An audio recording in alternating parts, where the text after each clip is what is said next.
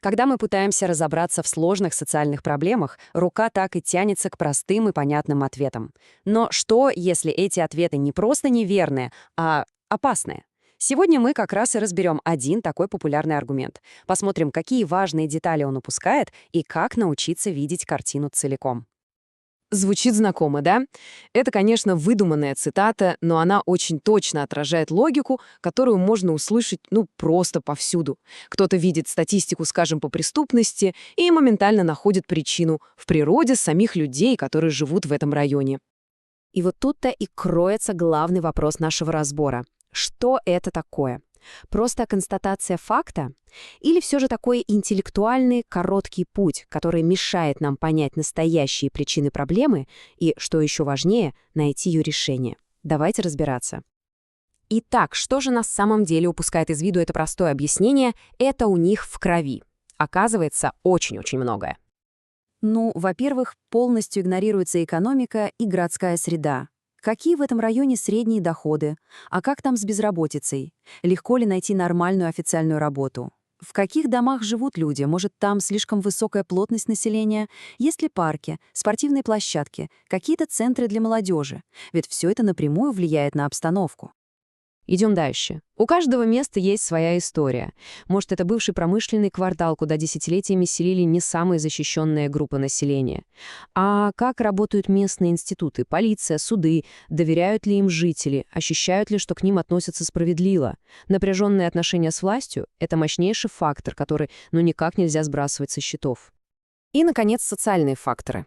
А что, если жители района постоянно сталкиваются с отказами в работе или аренде жилья просто из-за своей прописки? Или, скажем, возрастная структура. Если в районе очень много подростков, которым просто некуда направить свою энергию, это же создает совершенно определенные риски. И что же получается в итоге? Целый клубок взаимосвязанных экономических, исторических, социальных проблем просто берут и схлопывают до одной удобной формулы. У них это в крови. По сути, сложную социальную проблему маскируют под что-то природное, неизменное. Знаете, у этого способа мышления есть научное название, и если его знать, то распознавать такие манипуляции становится гораздо проще. Называется это биодетерминизм. Если говорить совсем просто, биодетерминизм — это когда сложные явления, вроде бедности или преступности, объясняют не историей, не политикой, не экономикой, а какими-то врожденными, якобы природными свойствами целых групп людей. И если мы вернемся к нашей исходной фразе, то увидим все эти маркеры прямо как на ладони. По природе вспыльчивые, вот вам апелляция к врожденным чертам. Не уважают законы. Это уже приписывание морального дефекта целой группе. И вишенка на торте — это у них в крови, прямая отсылка к биологии. Тут очень важно понимать, что такая логика почти всегда опирается на устаревший и, честно говоря, антинаучный миф о расах, будто бы это какие-то строгие биологические категории с заранее определенными вшитыми качествами.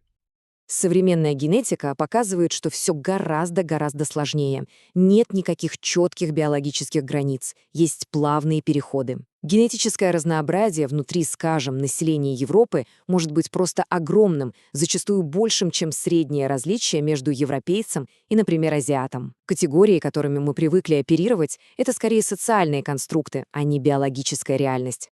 Итак, с ошибочной логикой мы разобрались. А теперь давайте посмотрим на альтернативу. Как можно было бы переписать эту историю, используя более современный биокультурный подход? И вот эта таблица, по-моему, просто блестяще иллюстрирует разницу. Посмотрите, слева простое голое обвинение, а справа — это уже анализ системы. Антропологическая версия, заметьте, не оправдывает преступность. Нет, но она объясняет ее через условия жизни, через работу институтов, а не через какую-то мифическую плохую кровь. Ключевой момент здесь — это смена фокуса. Мы как бы перестаем искать проблему внутри людей и начинаем анализировать среду, в которой они живут. Ответственность смещается с жителей на те системы, на те политические и экономические решения, которые и сформировали эту среду, и поведение уже рассматривается как реакция, как адаптация к обстоятельствам. И все, о чем мы сейчас говорили, это ведь не какая-то сухая теория. Вовсе нет. Это абсолютно практический инструмент, который можно использовать каждый день для анализа информации. Итак, вот простое руководство. Буквально 3 шага. Когда слышите объяснение, построенное на природе людей, попробуйте мысленно его перевернуть. Первое. Спросите об условиях, а не о людях. Второе. Поищите, какие факторы были упущены. И третье. Подумайте, где находятся рычаги для реальных изменений, в системах, а не в людях. И это, пожалуй, самое главное. Цель такого анализа — не просто доказать свою правоту в споре. Цель — изменить сам подход к решению проблем. Потому что пока корень зла ищут в крови, никто не будет чинить сломанные институты, создавать рабочие места или улучшать городскую среду. Эта логика упрощения, она ведь всплывает постоянно. В новостях, в соцсетях, в обычных разговорах. И касается она не только преступности, но и бедности, образования, здоровья, чего угодно. Теперь, вооружившись этим инструментом, остается лишь один вопрос. Где эта логика проявится в следующий раз?